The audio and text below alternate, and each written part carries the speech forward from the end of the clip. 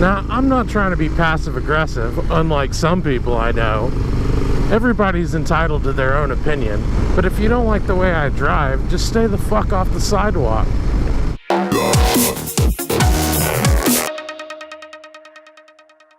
What is up, YouTube? Having a wonderful day today. It's beautiful out, and I'm just riding around on the motorcycle. Don't really have any plans, just out screwing around. Man, there's a lot of people out on bikes today. It's a good day for this kind of thing, for sure. I've seen like 10 bikes since I left the house, and I just got out a few minutes ago. It was actually a pretty big week for this channel. My last video broke 100 views. It's the first one to do that, and it did it in just a few days. We picked up a couple of new subscribers too, so thank you very much, guys. To the new guys, welcome. Glad to have you here. Hope you enjoy what I'm doing. Be sure and let me know what you'd like to see in future episodes. I'm still madly in love with the new bike. This thing is fantastic. I am enjoying every moment that I get on it. Thinking about trying to take a nice long trip on it. Maybe drive it out to Salado, Texas, or Green, Texas, or there's a few other cities around here that are kind of touristy that have nice shops and stuff like that. So I might try and hit some of those up. Get a nice long day on the bike. Never really took any long trips on the Sportster. I took one, and it rained the whole time unexpectedly, and that was kind of a mess.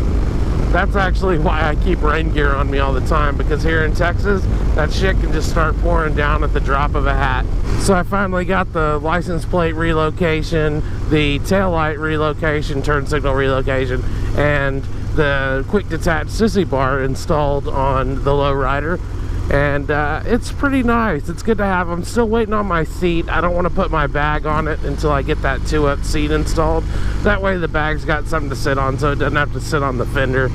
And once that's done, I'll be able to carry a few things. I keep a few essentials in there. I've got rain gear, I've got a tool set, goggles, bungee cords, a few other little things, stuff that you might need to have on the side of the road. I do like the sissy bar. It's very nice. It's easy to get on and get off, and it's a little bit bigger than the one that they make for the iron, so that's good.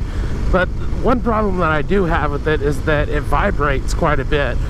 You know, Harleys shake, and that's to be expected, but when I'm slowing down the bike, I can kind of hear it rattling back there, and I don't like that very much, but maybe it'll stop doing that as the bits and bobs get worn in, or maybe it'll get worse as things shake even more. Never really can tell with these things, but I am going to keep it on there. I think overall it's a big win, so that's nice. Happy about that. I ordered the flush mount gauges and gas cap for the Lowrider S. Those are some really cool looking parts. Like the gauge actually it's flush mount, and it's black, and it's blacked out, and there's some little LEDs that light up to tell you how much gas you've got. It's really fantastic, and it makes the gas tank look just super cool. And then the gas cap is kind of the same deal. It matches, it looks identical to the gauge. It's one of those ones where you push it down and push it up to open it and close it, and it's really cool. So I'm gonna hold off on showing you guys the bike again until all that's done. Just don't want to bore you guys with watching this thing gradually transform. I'll just give you the big reveal when it's all done. The only thing I'm going to change, other than the stuff that I've ordered so far, is probably down the road I'll get some new pipes or something, but for now I'm really happy with it. I don't have any real need to change out the pipes or anything. This thing is working great as it is, but that's just one of those things that everybody seems to want to do, so I imagine that I'll probably want to do it at some point. I'm not too big on having a loud bike. I don't really see the point in it. You know, people say loud bikes save lives, and that's all fine and dandy and all, but what I find is that defensive driving saves lives. You got to keep your fucking eyes open, and if somebody looks like they're about to fucking swerve into your lane, just move. Don't fucking wait. I don't want to talk shit on other moto vloggers at all, and that's not what this is. But so many times I see videos that moto vloggers do where somebody pulls out in front of them, and the first thing they do rather than hitting the brakes is they fucking lay on the horn and start screaming into their mic and trying to ride up the other guy's ass. Be smarter than that. Put on your fucking brakes. Save your own ass before you start worrying about honking your horn. You're creating a dangerous situation for yourself. Solve the fucking problem and then move on. If you gotta flip the driver off, well, flip the fucking driver off once you're safe. Or better yet, be classier than that. Just go on about your fucking business. I mean, I understand you want to try and educate people, make them aware of their mistakes, but that's not going to change anything. Nobody gives a fuck. These people are out there, they're on their fucking cell phones, they're completely oblivious to what's going on around them. You're not going to change that. They're not going to have some epiphany where they decide to stop driving like assholes. It's never going to happen. These people don't give a fuck about you. You're on a fucking bike, they're in a car, they're going to win. That's all they care about. So quit trying to change them and worry about saving your own ass. Stay alive, for Christ's sake. Anyways, that's my rant. Oh, and to you drivers out there, hey, be a little more careful. You know, check your fucking blind spot before you change lanes. And don't run red lights. Quit trying to kill us out there. We're tired of it. So this week, Marilyn Manson released a single off of the new album Heaven Upside Down, and he released a video for it as well. It's called We Know Where You Fucking Live. And I don't know, it's pretty good. I think it's more of a return to the Antichrist Superstar days. The video was certainly entertaining, although it wasn't a very Marilyn Manson-y video. It seemed to be glorifying guns and violence, which is something that Marilyn Manson has always been against. But Marilyn Manson's work has always been dripping with sarcasm and satire, so it does make sense. Seems like a bit of a mixed message though, but I still get it. Seems a lot of people don't like it. I've been reading the Marilyn Manson subreddit, and there's a lot of people who just hate the song. I don't think there's anything wrong with it. It sounds like a Marilyn Manson song to me. I don't know what it is that they're expecting. I mean, this is a guy who literally reinvents himself with every record. I just kind of like to go along for the ride. I think it sounds good. I mean, I don't want to be too critical about it. It's a simple song, and it's a single. It's a first single. The problem with judging a single from a band like Marilyn Manson is that often their albums are concept albums, and just plucking one song out of it and judging it on its own doesn't give you the proper context. So I'm going to reserve judgment until the album comes out, which I'm still incredibly excited about. Finally made it to the movie theater to see It, and the movie was great. I really don't have any complaints about it at all. I thought it was pretty creepy. The actors were all really good. You know, child actors can be hit or miss, but every single one of those kids was fantastic. It takes place in the 80s, which that's where I'm from, and it really did capture the aesthetic very well. Kind of reminded me of my childhood. Kids wandering around with no supervision out in the woods and shit. That's exactly how I was when I grew up. That was our lives. We didn't have no supervision. That shit wasn't necessary. But yeah, get out there and watch It. It's a fantastic movie. You probably don't need me to tell you that, though. The reviews have been pretty good, and I think everybody that wants to see it has probably already seen it, unless you're one of those people who just doesn't go to movie theaters, which I'm starting to feel like maybe I should be that kind of person, because I had the hardest time just sitting still for 2 hours and whatever in that movie last night. I think I've just got so much going on in my life and so many irons in the fire. It just seems like just way too much time to be in one place not doing something else.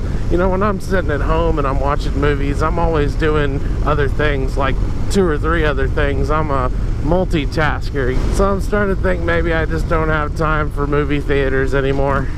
But you know, if it's a movie that I want to support, I'll definitely still get out there and buy a ticket and go see it.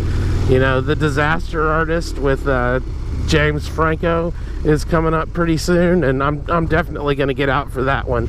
If you don't know about The Disaster Artist, it's basically a docudrama, I guess, about Tommy Wiseau and the making of the film The Room, which is widely regarded as the worst movie ever made, but it's got this big cult following. People like to watch it because it's so bad, And you know, it gets people together. They get together, they go to the theater for these movie nights, kind of like a Rocky Horror thing, except rather than dressing up, they bring spoons and throw them at the screen. If you're a bad movie fan, The Room is basically your holy grail.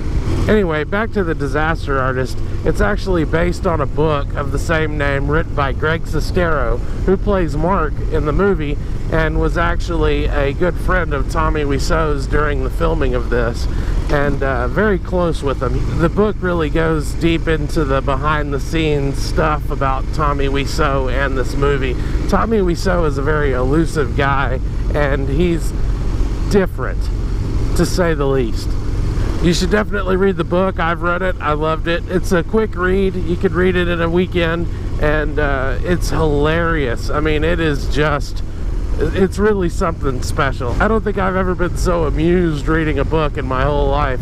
If I'm not mistaken, The Disaster Artist is actually being directed by Seth Rogen, and it was made under supervision from Greg Sestero and Tommy Wiseau.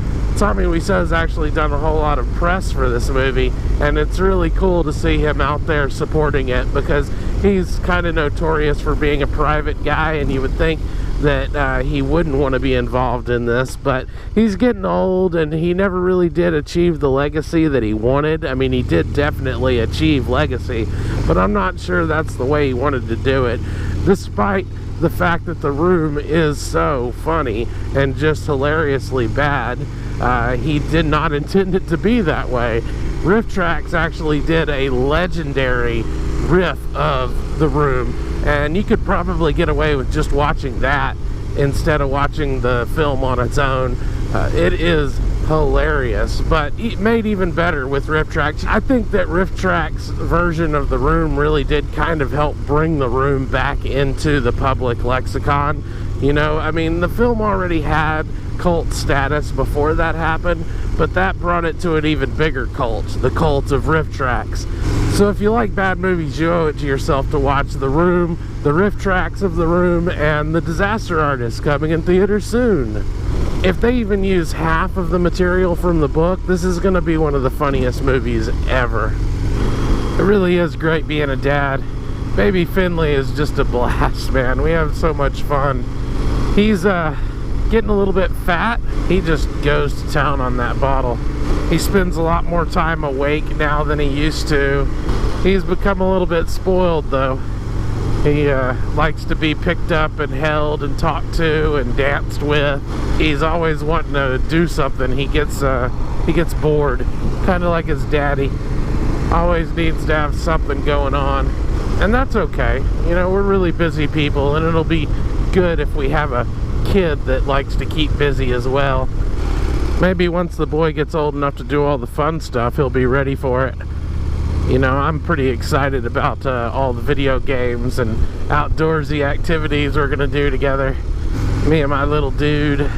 I really do feel like I've got it made, like life is all good. I think I got it all figured out at this point.